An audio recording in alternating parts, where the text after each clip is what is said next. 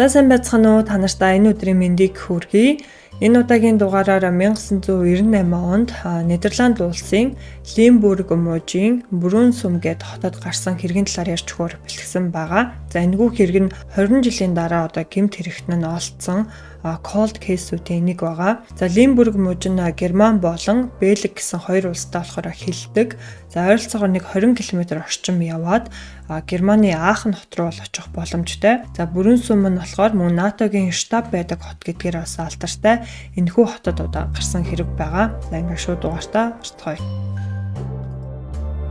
1998 оны 8 сарын 8-ны өдөр 37 одоо хүүхдүүдийн бүрэлдэхүүнтэй автобус Хэбломоос Бүрэн сум хот руу явсан. За энэхүү хотод болохоор Дэй Хакоб гэд нэртэй туслан байдаг. За энэхүү тусланг тодорхойлох юм бол ерөнхийдөө ой модон дунд хүүхдүүд ингээ хичээл амарч байгаа учраас цагийг үе тэнгийнхаа хүүхдүүдтэй өнгөрөөх төр боломжийг одоо олгодог юм туслан байгаа. За манай Монголд болохоор одоо майхан гэхээсээ илүү юм байшингууд байдаг бол за тухайн туслан бол аль болохоор ой модон дунд майхангаа бариад за ингээ хүүхдүүд бүлэг туваагдаад майханд бол хонцоодог гэсэн ба. За ингээд 8 сарын 10-ны өдөр буюу хүүхдүүд тусланд отсноосоо одоо 2 өдрийн дараа 11 настай Ники Ферштапен гэдэг хүү бол гинэт алгуулсан. За түүнтэй нэг майханд байсан хүүгийнх нь хэлснээр өглөөний 5 цаг 30 минутын үед түүнийг хамгийн сүүлд харсан. За түүнээс хойш Никийг харсан үтсэн хүн бол ерөөсөй байгаагүй. Ингээд уул руу эсвэл ганцаараа явсан болов уу гэж тухайн үед бол багш нар нь мөн хүүхдүүд бол бодож исэн. Гэхдээ уул руу ганцаараа явсан гэж бодоход хөл нүцгэн явцсан байсан. Яагаад тэгэхээр түүний гутал нь болохоор майханд байсан. За багш сурагчид Никигийн эцэг их болон сайн дурынхнаас бүрэлдсэн хүмүүс одоо нэгдээд эрдлийн ажиллагааг бол явуулсан. За 8 сарын 11-ний одоо оройн 9 цагийн үед эрлийнхэн туслангаас 1.2 км зайд орших ойн нарсан дундаас одоо хүүгийн зохицыг олсон баг. За Никигийн зохицыг олох үед хөл нүцгэн, дээгүүрээ нүцгэн унтлагынхаа өмдтэй бол байсан. За унтлагынхаа өмдийг яаруу санд руу ингээд өмссөн мө гэлтэй буруу харуулад өмссөн байсан нь нэлээд сэжигтэй одоо харагдчихсан баг. Хэрвээ хөл нүцгэн ойн дундуур явсан байлаа гэхэд түүний хөлнийх нь уул нь ингээд цэвэрхэн байсан. Хүүг хэн нэгэн хулгайлаад ингээд амь насанд нь хүрээд энэ ингээ орхисон бахаа гэсэн таамгийг төрүүлжсэн ба. Никигийн зохицыг олдсон даруйд задлан шинжилгээг шуурхаа хийх боломжгүй байсан. За учир нь хэм бол нутгийн шүүхийн эмчнэр нь амралтаар явцсан байсан учраас задлан шинжилгээг хэдэн хоногор ингээ хойшлуулах шаардлагатай болсон ба. Ингээд задлан шинжилгээний эмчнэр ирсэн даруйда түүний бие дээр шинжилгээ хийж үзэхэд хүүг бэлгийн хүчирхийлэлд өртсөн. За мөн толгойн тус газраа гэмтэл авсан гэдгийг оншилсан. Гэхдээ үхлийн яг гол шалтгаан нь юу байсныг олж өрсөж чадаагүй. За эхний удаагийн задлан шинжилгээгээр болохоор ямар ч гадны хүний ДНХ бол түүний биеэс нь олдоогүй. За харин ойр орчмынх нь газраас нэг юм уу те эдийн дээж авахд багахан хэмжээний үрийн шингэн тамхины иш олдсноос ДНХ профайлыг бол гаргаж авсан ба. За ДНХ профайлинг гэж яг юу гэсэн үг вэ гэхээр ер нь бол ДНХ-гийн тийм өрмөц загварыг тодорхойлох юм шинжилгээг бол хэлдэг юм байна. За энэ арга нь болохоор тухайн хүнийг таних, за хэн нэгний уул мөрийг олж тогтоогоод гэмт хэрэгт холбоотой эсхийг нь тодорхойлоход ашигладаг одоо юм шинжилгээ ба. За жишээлбэл бол одоо хүний цуснаас нь, үснээс нь, арснаас тэ үрийн шингэнээс нь ДНХ-ийн дээж аваад тэгээд ДНХ-ийг тодорхой хэсгүүдийг нь анализ хийгээд хувийн кодыг бол үүсгдэг. Хувийн код нь тухайн тэр одоо ДНХ-ийн шинжилгээ өгсөн хүнийг бусад хүмүүсээс одоо ялгах юм боломжтой болдог. За ингээ олдсон ДНХ-ийн профайлыг мэдээллийн сантай харьцуулаад за ингээ тухайн хүнийг таних, гэмт хэрэгт холбогдсон эсхийг нь тогтоож болдог юм шинжилгээг одоо хэлдэг юм байна. За ингээд мөрдлөгөн үйл ажиллагаа явагдсан ч гэсэн с ิจ гтэй гэхээр хүнийг хайх нь мөрдөгчдөд ч гэсэн нэлээд хүндрэлтэй байсан. Учир нь хэм бол энэ хэрэг 1998 онд гарсан. За тэгээ туслангийн ойр орчимд ямар ч камер байхгүй, за ДНХ-ийн шинжилгээ тухайн үед одоогийн шиг ингэж сайн хөгжөөгүй байсан. Тийм учраас Никийг одоо хулгайлсан гэх ямар ч нотлох баримтыг бол олж өрсөж чадахгүйсэн ба. Эхлээд мөрдөгчдөд юу исэн гэхээр туслангийн үүсгэн байгуулагч баг сургуулийн захирал байсан Йос Бартон гэд хүнээс мэдүүлэг авч ирсэн. За Йос Бартон болохоор сэжтэй гэж үзэх хэд хэдэн зүйл бол байсан ба. За Никийг яг алга болох өдрийн өглөөний 6 цагийн үед Бартон яг тэдний майхных нь ойролцоо явж исэн гэдгээ хүлээн зөвшөөрсөн. За хүүг хайх явцад болохоор Бартон хүүгийн одоо цогцыг олдог газрыг заагаад тэр хаваар ингээд шалгаж үзье гэж бол хэлжсэн ба. Мөн яг Никийг алга болохоос хэд хоногийн өмнө тухайн тусланд өсвөр насны хүүхдүүд одоо ирж амарсан юм байна л да. За ингээх үед 15 настай нэг охинд бэлгийн хүчирхийлэл үзүүлсэн гэсэн хэрэгт энэ Бартон гэдэг хүн болохоор тэжигтнээр татагдчихсэн юм байна. Тэгээ эцэст нь болохоор Никигийн алга болсон явдалд энэ Бартон гэх хүн ямар ч холбоогүй гэдгийг нь тогтоосон юм байна. За мөрдлөгийн үйл явцад тэмцэх ахиц гарахгүй өдөр хоногуд бол өнгөрчихсөн байна. Тухайн үед Нидерландын дээд прокурорын газар гэмт этгээдтэй холбоотой мэдээлэл өгсөн хүнд 25 мянган одоо гүйлдний шагналыг бас санал болгожсэн. Гүйлдэн гэдэг нь болохоор 1434 оноос 2002 оны хооронд Нидерланд улсад хэрэгжилжсэн юм мөнгөн тэмдэгтийг ингэж нэрлэдэг юм байна. За одоогийн ханшаар нь бодох юм бол 11,350 одоо евро хавцаа мөнгөн шагналыг тухайн үед ингээ амлаж исэн гэсэн үг. За энэхүү шагналыг нь болохоор 1999 онд гэмтэрийн талаар мэдээлэл бэлтгэдэг сэтгүүлч Питер де Берис гэдэг хүн хандивын данс босгоод энэхүү шагналыг болохоор 2 дахин болгож одоо өсгөж чадсан. За энэ хэрэг дээр ажиллаж байсан шинжилгээний баг амжилт хүрээсээ гарахгүй байсан учраас 1998 оны 11 сард багийг тарааж шинэ баг бүрэлдэхүүнтэйгээр 2000 оны 11 сараас 2001 оны 7 сар хүртэл мөрдлөгийн одоо ажиллагааг бол явуулсан. Тухайн удаас 1992 оноос 2001 оны хооронд 3 хүүгийн амь насанд хүрсэн Германы цуврал алуурчин Мартин Неб гэгчийг за хүүгийн хэрэгтээс холбоотой байж магадгүй гэж бол өгөн үзэжсэн ч гэсэн энэ нь ч гэсэн амжилтанд хүрээгүй. За алуурчинг олгохын ажил амжилтанд өрсө хүрэхгүй ингээ мухардталд орсон байх үед хид хідэн тийм хачин жигтэй хэрэгүүд бас гарч исэн ба. Жишээ нь хэм бол 2005-аас 2006 оны хооронд Ники хүүгийн оршуулгын газраас нэрээ нууцлсан одоо 7-8 загтал бол олцсон. За хүүг хөнөөсөн талаараа одоо битсэн байсан тухайн загтал дээр болохоор 2007 оны 1 сард Ландграф хотын иргэн 36 настай эрэгтэйг эдгээр одоо загтлуудыг битсэн байж магадгүй гэж баривчилсан ч гэсэн 2-7 хоногийн дараа түүнийг бол сулсан.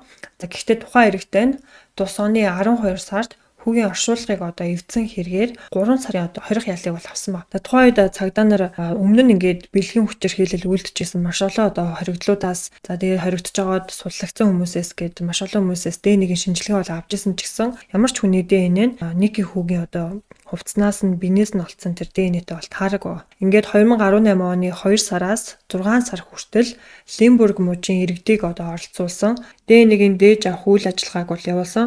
Энэхүү үйл ажиллагаанд ойролцоогоор 15 мянга гаруй эрэгтэйчүүд оролцсон нь Нидерланд улсын түүхэнд одоо бичигдсэн хамгийн их одоо ДНХ-ийн дээж өгсөн юм үйл ажиллагаагаар тухайд бол тодорч исэн юм байна. За Ники хүүгийн эцэг эх нь бол мэдээж хідэж бууж өгөөгүй мөн цагдаагийн албан хаагчдын олон жилийн хүч хөдөлмөрийн одоо үр дүнд энэ хэрэг гарснаас 20 жилийн дараа сэжигтэн гэгдэх нэг эрэгтэйг бол цагдаа нар олсон байгаа. Тухайн эрэгтэйгийн хамаатан садангаас нь ДНХ-ийн шинжилгээ авахад Ники хүүгийн хувцснаас олдсон ДНХ бол таарч исэн. Энэ эрэгтэй нь 55 настай Йосеф Тересе Йоханнес гэдэг юм эрэгтэй байсан. За яагаад энэ хүнийг сэжигтэн гэж авч үзэжсэн гэхээр хамаатан садангаас нь ДНХ-ийн шинжилгээ авсан чинь ерөөхдөө таарч исэн, бага хэмжээгээр бол таарч исэн. Гэхдээ мэдээж 100% биш. Тэнгүүд нөгөө хамаатан садангаас нь гэмт хэрэгтэй одоо холбогдчихсэн хүн хэн бэ гэд үзсэн чинь энэ Йосеф Тересе Йоханнес гэдэг энэ эрэгтэй болохоор өмнө нь бэлгийн хүчирхийлэл хийжсэн. За тэр түүнээсээ болоод бас гэмт хэрэгт холбогдоод ял шийтгэл авч ирсэн юм хүн байсан юм билэ. Тэгээ тухайн одоо энэ Йосеф гэж залуугийн одоо гэр бүлийнхаас нь тийм ээ хамаатан садан биш яг нөгөө өөрийнх нь ээж аваас нь одоо ах хичээсэн ч юм уу те шинжилгээ авъя гэдгсэн чинь ДНХ-ийн шинжилгээ өгөхөөс бол татгалзсан. За тэгэхээр нь түүний одоо хувцснаас нь одоо гэртээ өргөцсөн байсан хувцснаас нь ДНХ-ийн шинжилгээ авсан чинь Ники хүүгийн нөгөө хувцснаас олсон ДНХ-тэй бүр яг 100% таарч байсан баг. Ингээд цагдаа нар тухайн эрэгтэйг бол хайж эхэлсэн байгаа. Өгөн тухайн үед энэ Йосеф гэж залууг барих уг нь боломж бол байсан юм билэ. Яг энэ хэрэг дээр ажиллаж байсан нэг цагдаа Йосеф Тересе гэдэг энэ залуугийн нэрийг нь ингээд бичээд тэмдэглэсэн байсан чинь тэр цагдаа нь Иракт нэг ажиллагаанд явж явах үедээ нас орсон. Тийм учраас нөгөө тэмдэглэсэн нөгөө нэрсүүдийн ерөөсөө анзаараагүй тэгээд өнгөрөөсөн байгаа хгүй. Тэгээд Нидерланд болон Францын цагдаа нар ерөнхийдөө хамтраад энэ Йосеф гэдэг залууг хайж эхэлсэн. Тэгээд Йосефийг хайж болоход бол мэдээж хэрэг маш хүндрэлтэй байсан. Ягаад тэгэхээр Йосеф ч нөгөө ойн модон дунд амьдрах чадвартай. Гадаад ертөнцөөс ерөнхийдөө хооллон гэж амьдардаг. Тэгээд ямар ч захим хуудас бол ашигладаггүй. Бусдаас ер нь нэлээд тусгаарлагдаж амьдрах дуртай одоо ийм хүн байсан ба. Ингээд Йосефийг Франц улсад байж магадгүй гэсэн сэжвэр гаргаж ирсэн учраас Францын цагдаа нартай Нидерландын цагдаа нар хамтарч ажиллах шаардлагатай болсон. Гэсэн хэдий ч Франц улсаас түүнийг олж чадаагүй. Дараа нь Франц улсаас Испани улс руу явсан байж магадгүй гэсэн сэжвэр гарч ирсэн. Испани болон Нидерланд улсын цагдаа нар амжилттай ажиллаж Барселона хотоос холгүй ой модон дундаас тэнд ингээ амьдарч байхад нь бол олж явж чадсан юм байна. За цагдаа нар Йосепийг 8 сарын 26-ны өдөр барьж 9 сарын 6-нд Нидерланд улс руу шилжүүлсэн. Түүний шүүх хурал нь 9 сарын 28-ны өдөр эхэлж 3-7 хоногийн туршид үргэлжилсэн. За Йосеп хэлэхдээ болохоор 1998 оны 8 сарын 11-ний өдөр Ники хүүгийн зохицолтсон газрын ойр хавьд бол явж исэн. За тэгээ ойр хавьд нь явж байгаад ой модон дунд нэг зүйлийг бол харсан.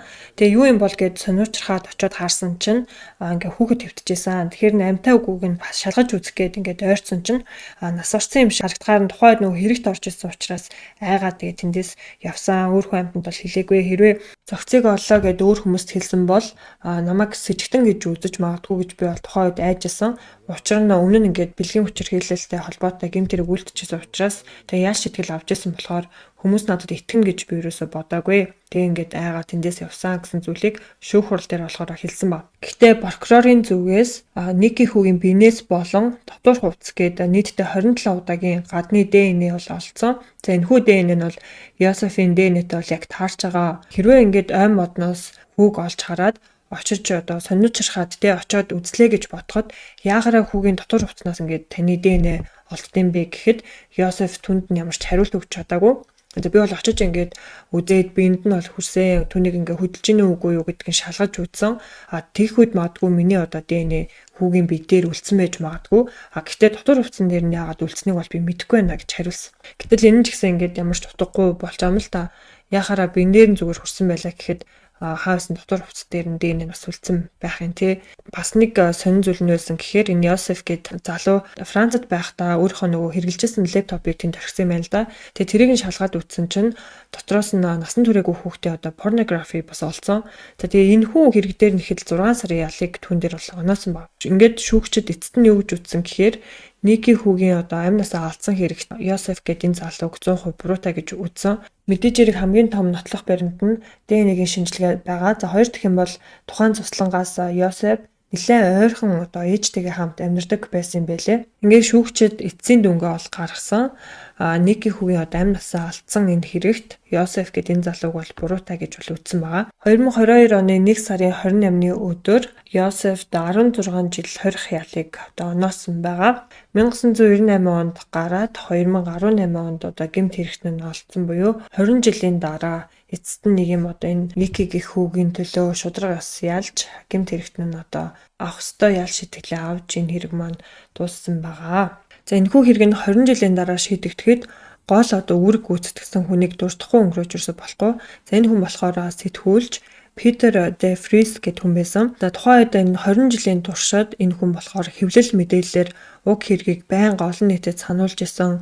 Шагналын мөнгийг 2 дахин нэмэгдүүлэхийн тулд санхүүгийн дэмжлэг босгосон.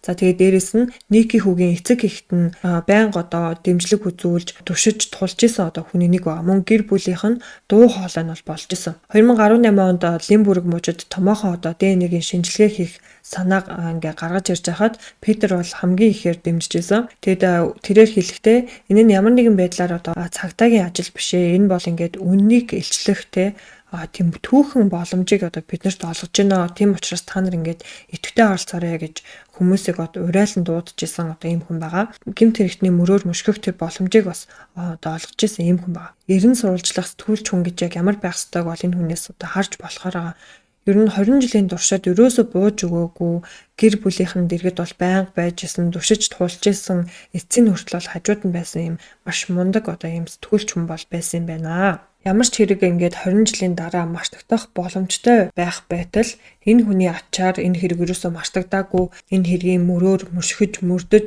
гэмт хэрэгтэн барьж чадсан ийм хэрэг байгаа. Маш олон хүмүүсийн ач гавьяа хизээж бууж өгөөгүй гэр бүлийнхэн сэтгүүлч Питер мэдээж хэрэг Нидерланд улсын ард иргэд бүгдийнх нь дэмжлэгээр энэ хэрэг эцэст нь шийдэгдсэн байгаа.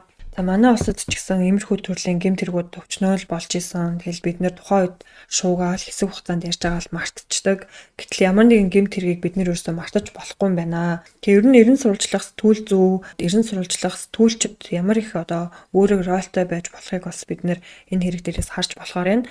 Ер нь сэтгүүлч хүн гэдэг чинь тэгээ арт иргэдийнхаа дуу хоолой чихэн нүдэн одоо болж явах хэвээр хүмүүс байтал манай улсад одоо заримдаа ингээд ямар мундаг сэтгүүлчд вэ гэж гараад ирэхэд нэг мэтгэл улсын хурлын гишүүн эднэр болцсон ингээд явж байгаа юм. Питер гэдэг энэ хүний талаар баг зэрэг ингээд уншиж мэдээд тэгээд эрен сурвалжлах сэтгүүлч хүн гэдэг ер нь ямар гоё ёс зүйтэй те 20 жилийн туршид энэ хэргийн араас ингээд мөрдөөд мөшгөөд гэр бүлт нь ингэж гоё тушиж тулгуур нь болж явна гэдэг бол өөрөө бүр үнэхээр бахархмаар тэм зүйл байгаа байхгүй юу?